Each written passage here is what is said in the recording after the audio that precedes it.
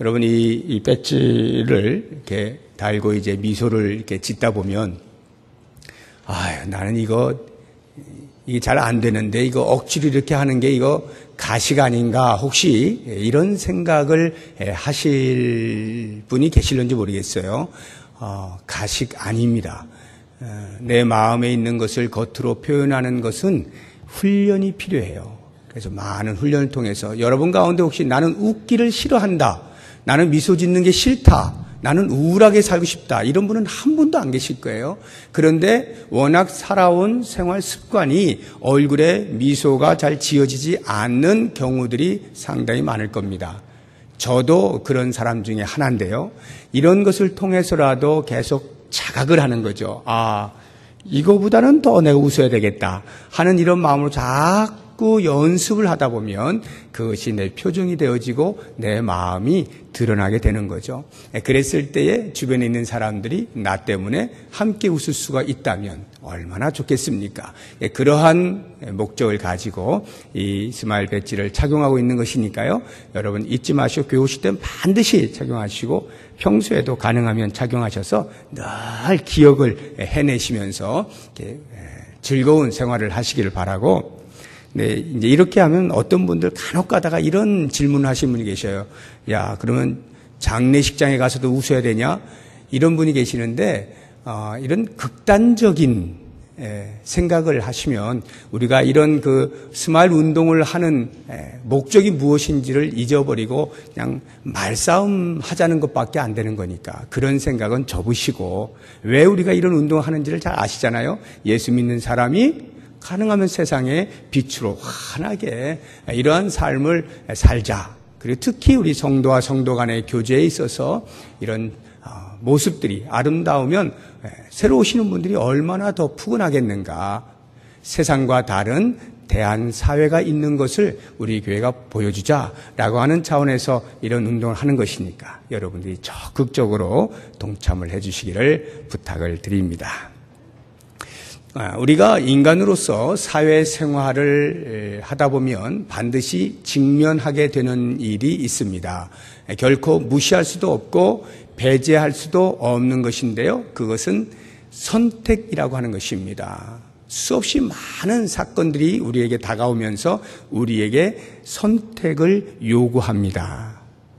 그래서 그렇게 보면 선택이라고 하는 것은 선택이 아니라 필수라는 생각이 듭니다. 어떤 사람은 하루에 한 수차례 정도 선택할 기회가 있는가 하면 어떤 사람은 아마 수십 차례 또는 수백 차례 선택을 하며 사는 사람들도 있을 것입니다.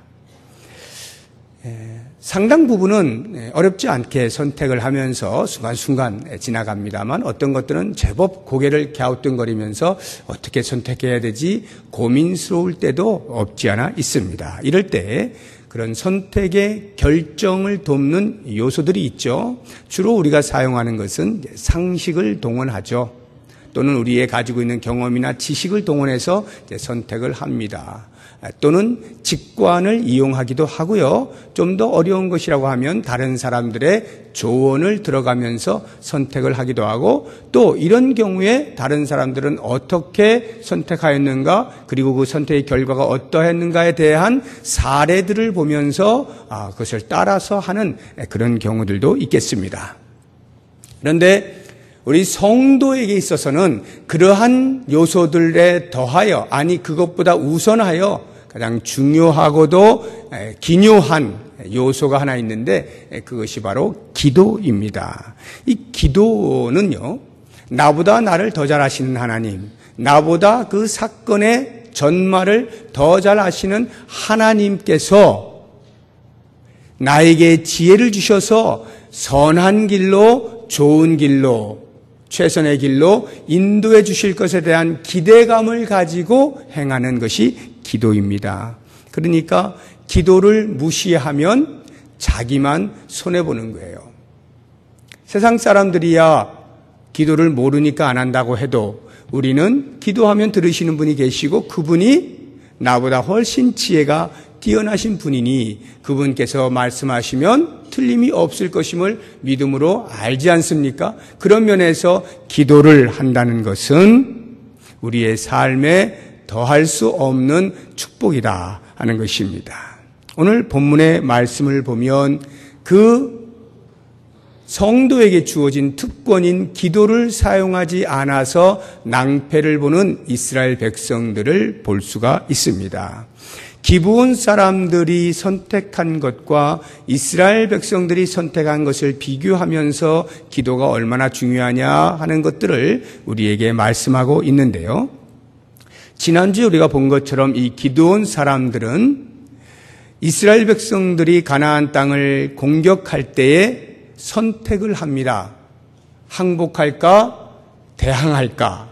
거기에서 항복을 선택하죠. 그런데 이 기브온 사람들이 거짓말을 하잖아요. 멀리서 온 사람인 것처럼 거짓말을 해서 화친을 맺게 됩니다.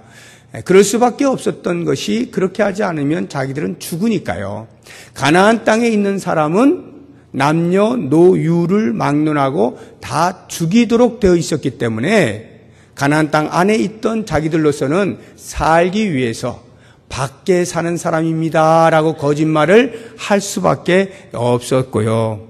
그렇게 해서 그 최후의 수단으로서의 거짓말을 해서 결국은 생명을 유지할 수가 있게 되었습니다. 우리는 이런 것들을 보면서 우리의 편에서 이렇게 볼 때, 야, 정말 좀 살자고 너무 비굴하게 군다. 정말 치졸하다. 저렇게 살 바에는 그냥 죽는 게 차라리 낫지 않나 싶을 만큼 욕을 하고 비난하고 싶은 그러한 상황입니다. 그런데 하나님의 편에서는 어떻다고요? 그것이 미래를 대비한 지혜로운 처사라는 평가를 내리신다라고 지난주에 제가 말씀을 드렸죠. 이러한 기브온 사람들의 선택에 비하여 이스라엘 사람들은 기브온이 항복을 할 때 항복을 받아줄까 말까에 대한 선택의 기로에서 그들이 수락을 선택하죠. 물론 이스라엘 백성들이 처음부터 바로 수락을 한 건 아닙니다. 처음엔 좀 의심의 눈초리를 보내긴 했어요.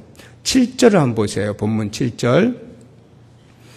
이스라엘 사람들이 히윗 사람에게 이르되 너희가 우리 가운데 거주하는 듯하니 우리가 어떻게 너희와 조약을 맺을 수 있으랴. 너희들 얼굴 보니까 이 가나안 땅 안에 사는 사람들 같은데 하고는 의심의 눈초리를 보낸 겁니다. 8절 뒤에도 보면 여호수아가 그들에게 묻되 너희는 누구며 어디서 왔느냐 종용하듯 왠지 꺼림칙해 보이는 거예요. 그래서 물었더니 9절부터 13절까지 기브온 사람들이 말을 하는데 전부 거짓말이죠. 다 거짓말로 우리는 저 밖에서 온 사람들이 등등등등등 이렇게 이야기를 쭉 합니다. 그런데 놀라운 것은 그 거짓말을 다 듣고 나서 여호수아와 이스라엘 백성들이 덥석 수락을 했다라고 하는 것이 14절, 15절 오늘 우리가 읽은 본문의 말씀입니다. 제가 이렇게 보면 참 이렇게 한심하다라는 생각이 듭니다. 왜냐하면요, 여호수아는 백전노장입니다. 전쟁하면 정말 탁월하게 경험이 많은 사람입니다. 저도 물론 군대는 다녀왔습니다만 저는 병으로 다녀왔기 때문에 장교들이 명령하면 그냥 수행하는 정도지 뭐 전략을 짜거나 이러진 않았어요. 그러니까 어떤 전쟁의 전략에 있어서는 문외한이라고 할 수 있는데 이제 장교 출신 되시는 분들은 어느 정도 그러한 좀 시야가 있을 거라는 생각이 듭니다. 그런데 그런 문외한인 저조차도 이런 상황에서는 여호수아 같이 결정하지 않았을 것만 같아요. 무슨 말이냐 하면 지금 이스라엘 백성들이 여호수아가 전 가나안 땅과 그 가나안 밖에 있는 사람들에게 공포를 해서 몇 날 몇 시 어디로 항복을 문서를 가지고 오면 우리가 너희들과 화친을 맺겠다라고 하는 선포를 한 것이 아닙니다.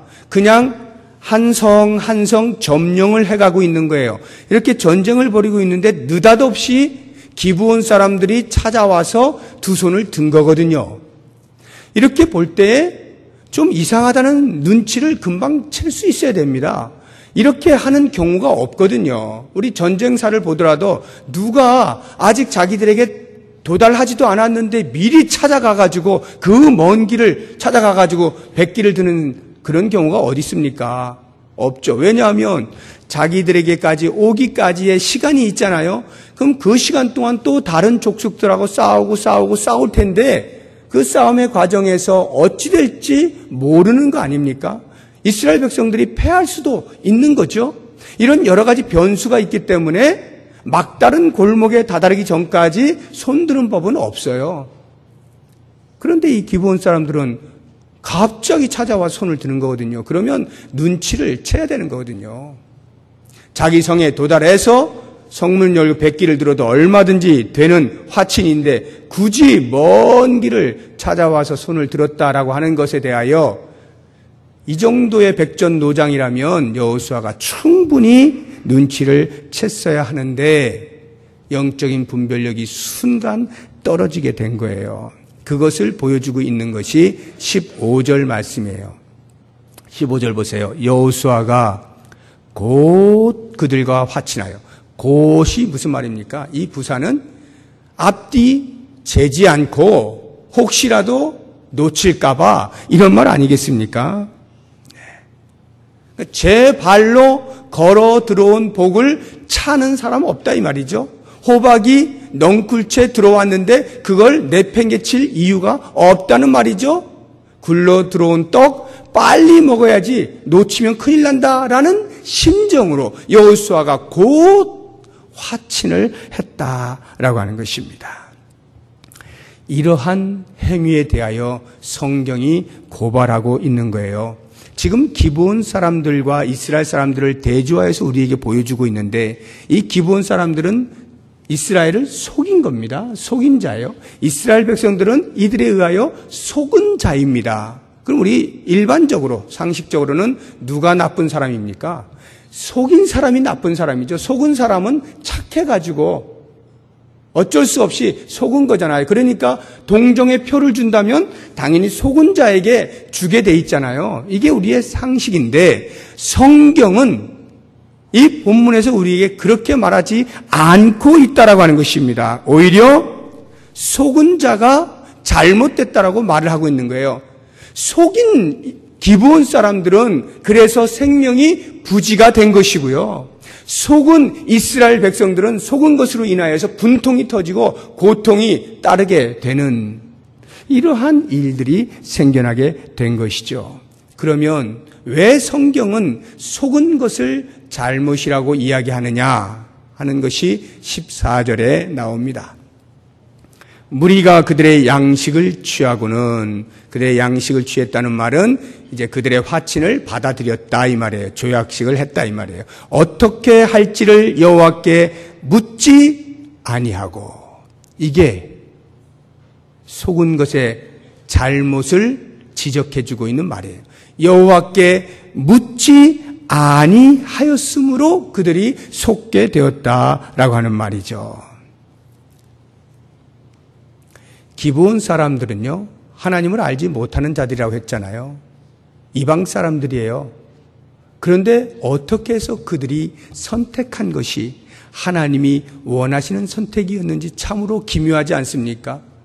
구걸하듯 한 것이지만 생명이 귀중한 것을 알고 그 생명 앞에 자신들의 자존심을 내려놓고 거짓말을 동원해 가면서까지라도 그 생명을 부여잡은 이 기브온 사람들을 하나님께서는 미래를 대비한 지혜로운 처사라고 말을 하는가 하면 반면에 하나님의 백성이요 하나님을 섬기는 이스라엘 백성들은 하나님 앞에 기도할 수 있는 놀라운 특권이 있음에도 불구하고 모든 상황에서 인도하셔 주실 수 있는 여호와 하나님을 믿고 있는 사람들임에도 불구하고 그 순간에 여호와께 묻지 아니하고 자기 멋대로 자기 생각대로 판단해서 여호와께 묻지 아니하고 그만 화친을 청함으로 속아 넘어가 버리게 된 것이죠.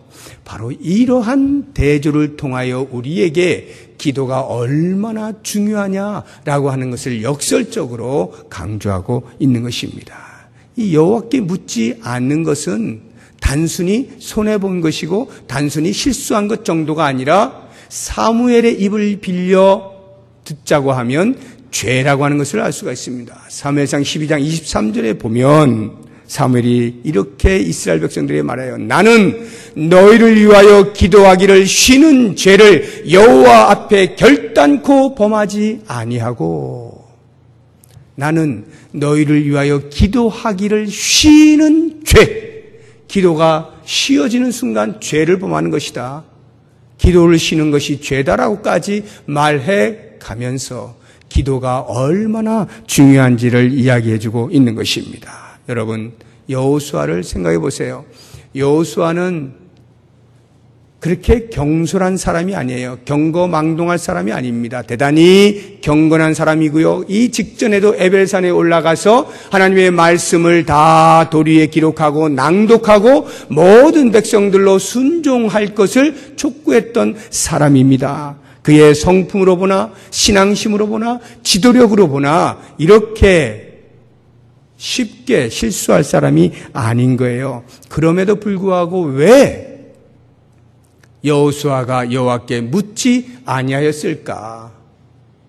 우리의 생각은 이 사건, 기브온 사람들이 와서 거짓말을 했는데 그 화친을 받아주는 이 사건이 여호수아의 생각에는 그리 중요하게 여기지 않은 것 같습니다. 사소하게 본 거예요. 다시 말하면 이런 것까지 굳이 여호와께 물어가면서 할 필요는 없다.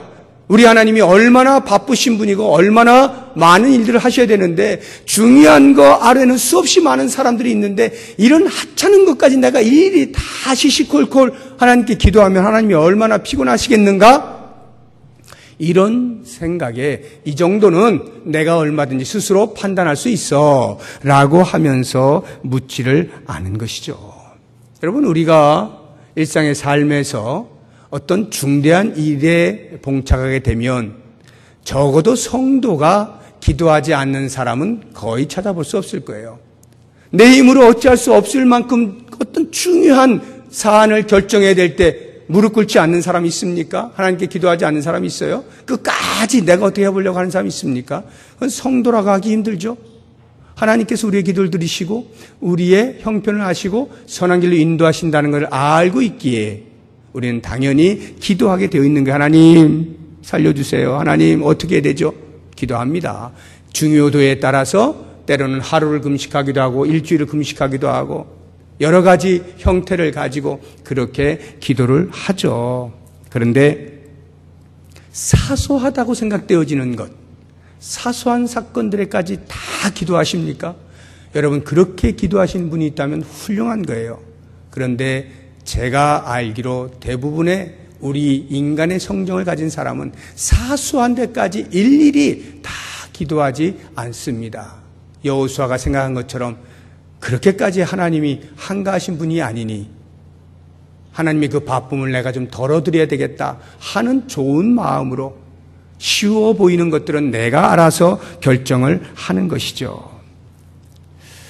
지금 이 기브온 사람들이 거짓말로 항복을 해올 때 여호수아는 이렇게 생각했을 겁니다.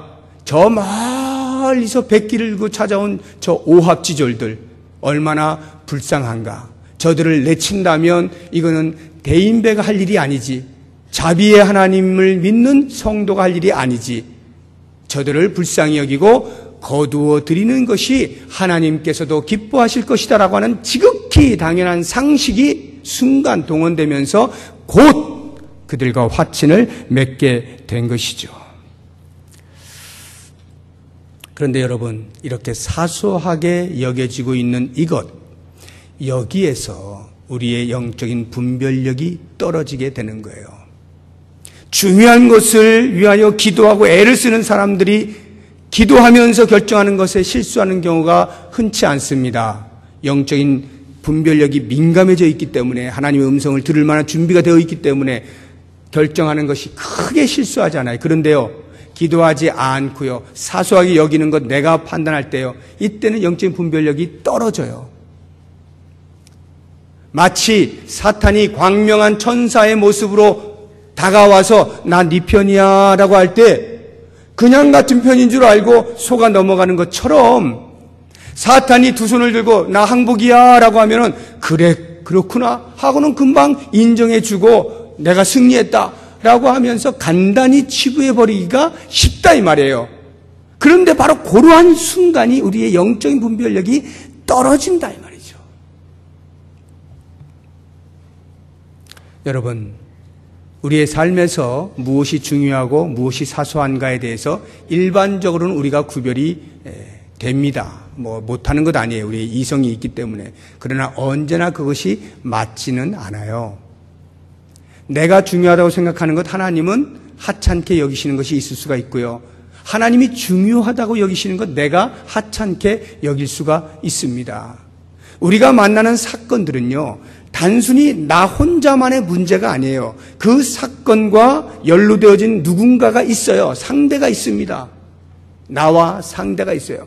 만약 사람이 없다 하더라도 그 사건 자체가 하나님의 섭리, 하나님의 주권, 하나님의 운행하심이 들어가 있는 거예요. 그러니까 나 혼자만의 문제가 아니라 이미 어떤 사건이 다가올 때는 그 속에 하나님이 함께 하시는 거예요. 그렇다고 한다면 과연 이것이 중요하고 이것이 사소하다라고 결정할 수 있는 사람이 누구여야 되느냐? 나일 때는 실수할 수가 있는 거예요. 하나님이 결정하시면 실수가 없으시죠. 하나님이 중요하다고 여기시는 것 중요하게 여기고, 하나님이 사소하다고 여기시는 것 내가 사소하게 여기면 문제될 것이 없는데, 그것을 우리가 날마다 정확히 맞추지를 못하니까 여호와께 묻지 아니하는 것에서 여러 가지 실수들이 나타나곤 한다라고 하는 것입니다. 바로 이러한 부분에서 저는 우리 모든 성도님들께 매사에, 매 사건마다 하나님께 기도합시다라고 말씀을 드리고 싶은 거예요. 매 사건마다 하나님 앞에 기도하고 여호와께 묻고 결정하자라고 하는 것입니다. 이렇게 말씀을 드리면, 아니 어떻게 그 많은 선택의 순간들을 다 일일이 하나님께 기도하고 그렇게 응답을 받고 움직일 수가 있는가? 순식간에 지금 바로바로 해치워야 될 일들이 수도 없이 많은데, 내 앞에 음식이 놓여 있는데 깍두기를 먹을까 배추김치를 먹을까 선택할 때 하나님 뭘 먹을까요? 이렇게 하고 깍두기 먹으라 하면 깍두기 먹을까요? 이렇게 질문을 하시는 분들이 분명히 계실 거예요. 수없이 많은 선택의 순간에 어떻게 일일이 다 기도해가면서 하나님 음성 듣고 그 다음에 움직일 수가 있단 말인가 할 때에 제가 이제 답을 드리려고 하는 거예요. 기도할 수 있습니다. 매 순간순간 기도할 수 있어요. 그것을 제가 언젠가도 말씀드린 적이 있는데 섬광기도라고 하는 것으로 설명을 드리려고 합니다. 여러분 사진을 찍을 때 옛날 이제 사진들 보면은 이렇게 이런 실내에서 찍을 때는 후레쉬가 필요하잖아요. 후레쉬를 탁 터뜨리면 순간적으로 팍 빛이 터지면서 이제 찍을 수가 있는 것인데, 그래서 영어로 이 섬광기도가 플래시 프레어입니다. 플래시 프레어. 마치 플래시 팍 터지듯이 순간적으로 하는 기도를 말하는 거예요. 단숨의 기도라고도 말해요. One breath prayer. 한번 숨을 쉬고 이 숨이 다시 나오기까지의 그 짧은 동안에 말할 수 있는 분량의 기도, 단숨의 기도 또는 한 줄 기도, 이렇게 표현을 하는데요. 이런 기도를 통하여서 우리가 매 사건마다 기도할 수 있다라는 것입니다. 그럼 여러분 한번 생각해 보세요. 아니, 내가 지금 깍두기 먹는 것과 배추김치 먹는 것, 그거 선택하는데 뭐가 그렇게 중요하냐? 깍두기 먹고 싶으면 깍두기 먹으면 되는 거고, 배추김치 먹고 싶으면 배추김치 먹으면 되는 것이지, 그걸 일일이 다 물어야 되느냐라고 할 때, 이렇게 한번 생각해 보세요. 나는 아무것도 아니에요, 이게. 깍두기 먹을 수도 있고, 배추김치 먹을 수도 있어요.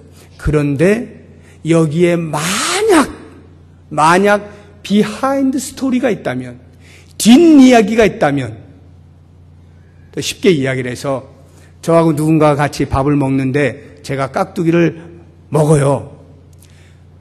한 조각 남았는데 예를 드는 거예요. 한 조각은 제가 깍두기를 먹었어요. 근데 상대방이 정말 먹고 싶었어. 그래서 그걸 먹으려고 딱 준비하고 있는데 제가 먼저 딱 먹어버린 거예요. 아무 생각 없이.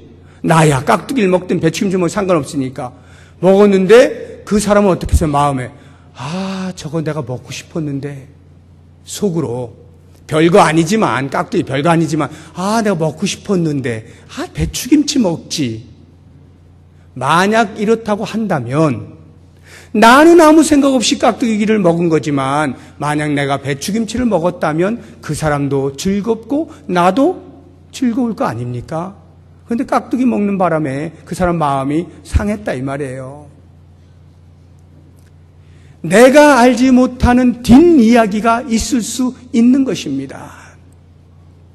제가 오늘 아침에 여러분 앞에 서기 위해서 양복을 입고 넥타이를 아무거나 눈 감고 고른 게 아닙니다. 주님 하고 고른 거예요. 저는 이거를 매든지 빨간 걸 매든지 노란 걸 매든지 무슨 상관이 있습니까? 그냥 매면 되죠.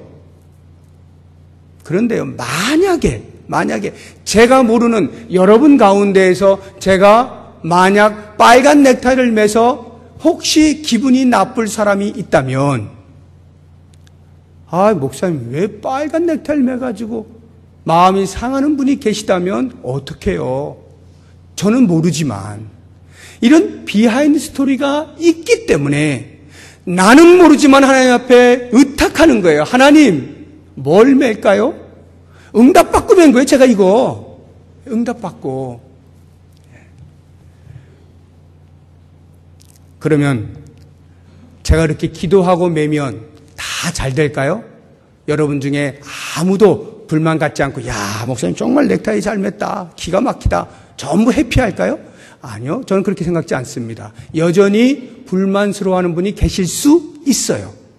그러니까 이런 섬광기도, 기도해서 하나님께 응답받고 했을지라도 언제나 그것이 좋은 결과를 나타내는 것만은 아니에요. 때로는 생각지도 못하게 안 좋은 결과가 있을 수도 있습니다. 그런데 왜 제가 섬광기도를 말씀을 드리느냐 하면 그래서 언제나 좋은 결과만을, 내가 원하는 결과만을 나타내기 위해서 기도하는 것이 아니라 그 섬광의 기도하는 시간을 통하여 내가 하나님을 자각하는 거예요. 하나님을 인식하는 거예요. 살아계신 하나님이 내 삶에서 주관하시는 것을 내가 고백하는 것입니다. 하나님, 이 사건 속에서 하나님이 어떻게 역사하실 거죠? 하나님의 섭리가 뭐죠? 묻는 거예요. 그래서 어찌하든지 하나님의 마음을 헤아리려고 하고 하나님의 뜻 안에서 행동해 보려고 애를 쓰는 나의 이 모습, 이것이 하나님과 나와의 관계라는 말이에요. 이 신뢰를 형성하는 일을 위해서 섬광기도가 필요한 거예요. 아무것도 아닌 것 같지만 여러분 한번 해보세요. 길을 가시다가도 한번 해보시고요. 침대에 누워서도 한번 해보시라고요. 밥을 드실 때 제가 했던 것처럼 한번 해보시라고요. 순간순간, 매 순간마다 나는 지금까지 한 번도 그래 본 적이 없는데 지금부터 한번 해보시라고요. 기가 막힙니다. 뭐가 기가 막혀요? 하나님이 막 인식되는 거예요. 내 삶에 너무나 가까이 다가오신 그 하나님을 내가 배우는 겁니다. 그 짧은 순간의 기도를 통해서. 여러분, 어떤 분은 그렇게 기도하는 게 그게 무슨 기도냐, 그래가지고 무슨 효과가 있냐. 적어도 좀 철퍼덕 앉아가지고 30분 이상 좀 푹 기도해야 하나님이 들으실까 말까 하지. 무슨 그렇게 툭 던지듯이 한마디 하고 그게 무슨 기도야 라고 생각하실지 모르겠습니다만, 여러분, 기도는요 짧아서 하찮은 게 아니에요. 짧아서 효과가 없는 게 아닙니다. 기도가 하찮고 기도가 효과가 없는 것은 내 마음에 진실이 없을 때, 하나님에 대한 믿음이 없이 중얼거릴 때 그 기도가 하찮은 거예요. 짧든지 길든지 하나님에 대한 인식이 분명하고 하나님이 나보다 더 지혜로우시고 내 삶에 있어서 가장 좋은 길로 인도하신다는 믿음과 확신을 가지고 그 하나님 앞에 내 삶을 의탁하는 차원에서 기도하면 그것이 짧든지 길든지 100% 효과를 보는 거예요. 그러므로 여러분 기억하십시오. 이제 이 섬광 기도를 통해서 때로 우리가 막 나가려고 할 때 그 순간의 기도를 통해서 하나님이 브레이크를 걸어주실 수가 있는 거고요. 나가지 못해가지고 주저주저 망설이고 머뭇머뭇거리고 있는데 그 짧은 순간의 기도를 통해 하나님께서 앞으로 나아갈 수 있게 만들어 주시기도 하는 겁니다. 그래서 사도 바울이 우리에게 말하잖아요. 쉬지 말고 기도하라. 어떻게 쉬지 말고 기도하라는 거예요? 섬광의 기도를 통해서, 한 줄 기도를 통해서, 단숨의 기도를 통해서, 순간적으로 꼭 눈 안 감아도 됩니다. 그냥 하나님을 인식하고 한마디 던지는, 하나님 어떻게 하죠? 하나님, 그 순간의 기도들을 통해서 그것이 모아지면 쉬지 말고 기도하는 것이 되는 것이고요. 너희가 기도와 간구를 하되 성령 안에서 무시로 기도하고 성령 안에서 순간적인 그러한 섬광의 기도들을 통해서 얼마든지 우리는 기도하면서 하나님의 인도하심을 받을 수 있다는 것 기억하시면서요. 이제 영적인 전쟁터에 나아가게 될 때 이 정도는 내가 간단히 해결할 수 있어 라고 하는 것조차도 혹시 하나님께서는 그것을 중요하게 여기실지 모르니까 순간의 기도를 하면서 그렇게 하나님의 뜻을 물으면서 한 걸음 한 걸음 다가오는 사건들을 하나씩 해결해 가시면 그 영적인 전쟁은 반드시 우리에게 승리로 다가올 것을 기억하시고 기도로 하나님과 긴밀한 교제를 나누시고 하나님의 도우시는 은혜가 넘쳐날 수 있기를 주의 이름으로 축복합니다. 기도하겠습니다. 하나님 아버지, 우리에게 기도할 수 있는 특권을 주신 것을 감사합니다.